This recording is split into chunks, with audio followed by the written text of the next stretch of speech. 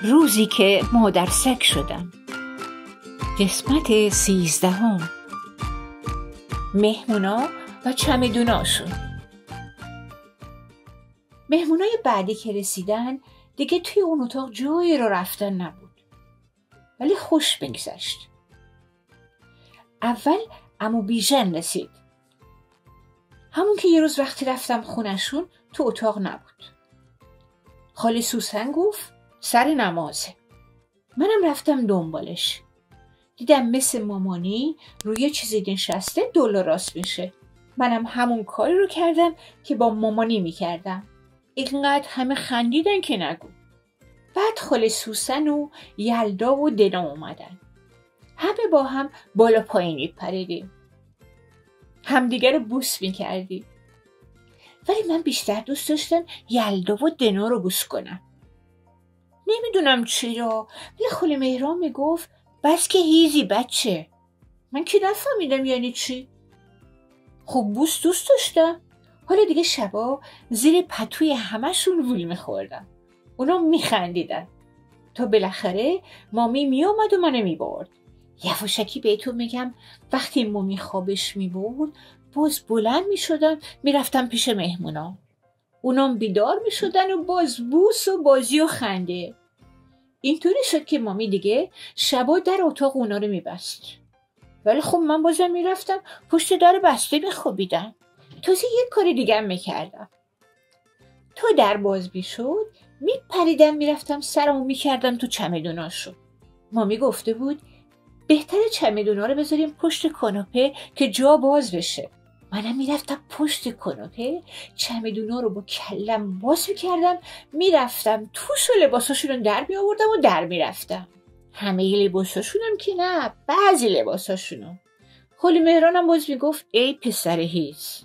خب چرا؟ ما که بازی میکردیم و میخندیدیم. مامی هم میگفت خب این چیزاتو رو نذارین روی بقیه لباسا. تو زشم من از وقتی خیلی کوچولو بودم دوست داشتم هرچی دستم میرسه بردارم برم قایم شم. وقت مامی دنبالم میکرد، بعد اون بکش من بکش. تو بالاخره مامی ول میکرد و میگفت هر کاری دوست داری بکن. من رفتم. مامی که میرفت منم چیزی رو که تو دهنم بود ول میکردم میرفتم دنبالش. بعد مامی تندی بر بگشت و اون چیزو ور میداشت و میگفت بهت کلک زدم پسر کوچولو، ما آدمیم، حقه بازی. پس فهمیدم حقه باز کسیه که میره اما زود برمیگرده. حالا وقتی این کارو میکردم خاله سوسن فقط میخندید، اما دنا و یلدا لجشون در میومد. خب بی‌ترسیدن اون چیزاشو پاره بشه. ولی مامی بالاخره بهشون یاد داد حقه باز بشن. وقتی همشون رفتن من دیگه بازی نکردم. همش میرفتم تو اون اتاق، همه جا رو بو میکردم. ولی چمدونا دیگه نبودن. منم رفتم دم در خوابیدم. اینجور وقتا مامانی یا ددی و مامی زود میگفتن سانی پسر بریم ددر. ددر رفتن همیشه خیلی خوب بود. یه عالمه دوست پیدا کرده بودم. تازه وقتی میرفتیم ددر مامی و ددی قلادمو باز میکردن که هر جا دوست دارم برم. بعضی وقتا میرفتم زیر درختا، ولی مامی میترسید بودو میومد منو پیدا میکرد. آخه گم بشه من چیکار کنم بچه؟ تا اینکه یه روز یه طوری شد که مامی بعد از اون دیگه قلاده منو باز نکرد. داشتیم میرفتیم که یهو یه سگ بزرگ دیدم. هاپو نبود، خیلی بزرگ بود، ولی یه بوی خیلی خوبی میداد. برای همین من بودو رفتم پیشش. مامی از دور گفت سانی برگرد، ولی من گوش نکردم. رسیدم به سگ بزرگ. سگه با ددیش بود، یه آقایی که اصلا نمیخندید. بقیه ددیا و مامیا وقتی من میرفتم پیش هاپوشون به من میخندیدن و نازم میکردن. ولی این آقاه اینطوری نبود. سگه وقتی منو دید دندوناشو نشون داد. منم هاپ کردم یعنی بابا منم مثل تو هم. ولی باز دندوناشو نشون داد. تازه یه واق بلندی هم کرد که من یه ذره ترسیدم. سرمو برگردوندم ببینم مامی کجاست. مامی داشت میدوید به من طرف من، ولی همون موقع سگه پرید رو من. خیلی ترسیدم. صدای مامی رو شنیدم که داد میزد آقا سگ تو بگیر. ولی آقاه همینطور وایساده بود، هیچ کاری نمیکرد. انگار نمیدید سگ افتاده روی من. دست و پا میزدم، سگ دهنشو باز کرده بود به چه گندگی. فکر کردم الان سرم میره تو دهنش که یهو دیدم مامی از اون بالا سر سگ رو گرفت. بعد شروع کرد به جیغ زدن. اینطوری شد که آقاه اومد جلو و سگشو گرفت. مامی که دیگه خیلی نفس میزد منو تندی بغل کرد. بعدم به آقاه گفت واقعا باید خجالت بکشین. اگه یه بلایی سر پسرکم میومد چی؟ البته مامی یه جور دیگه میگفت ولی من دیگه زبونم خوب شده بود، میفهمیدم چی میگه. اما آقاه هیچی نمیگفت. فقط قلاده سگشو کشید که از دهنش یه چیز سفیدی میومد بیرون. هی هم میپرید بالا و واق واق میکرد. مامی دیگه آقاه رو ول کرد و برگشتیم. من چسبیده بودم به مامی، تون نفس میزدم. زبونم هم اومده بود بیرون. مامی گفت عزیزم چقدر رنگت پریده. دیگه نگران نباش، تموم شد. تقصیر من بود قلادتو باز کردم. وقتی رسیدیم خونه مامی برای ددی تعریف کرد چی شده. داشت میگفت رنگ پسرم پریده بود. ددی گفت ببخشینا تو پریدگی رنگ سانی رو از کجا فهمیدی؟ مامی گفت خب از رنگش. بعد خودش خندش گرفت و به ددی گفت یه آرام بخش به من بده، خیلی ترسیدم. ولی مامی راست میگفت، رنگم پریده بود. درسته که من سفیدم ولی خب از ترس سفیدتر شده بودم. اینو فقط مامی میفهمید.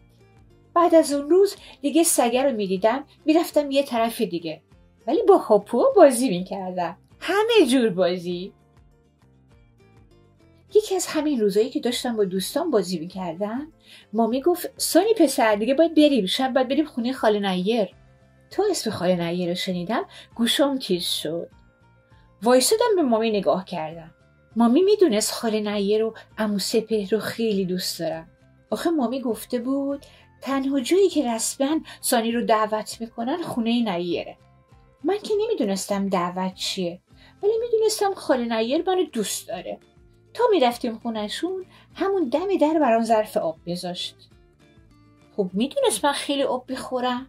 بعدش هم با اون بازی میکرد و میگفت برای پسرک یه بهبه خوشمزه درست کردم. وسطای بازی هم یهو سرش رو کج میکرد و میگفت بریم سانی. منم دنبالش میدویدم چون میدونستم چی کار بخواد بکنه. میرفتیم طرف اتاق عمو سپهر، جایی که کلی اسباب بازی توش بود.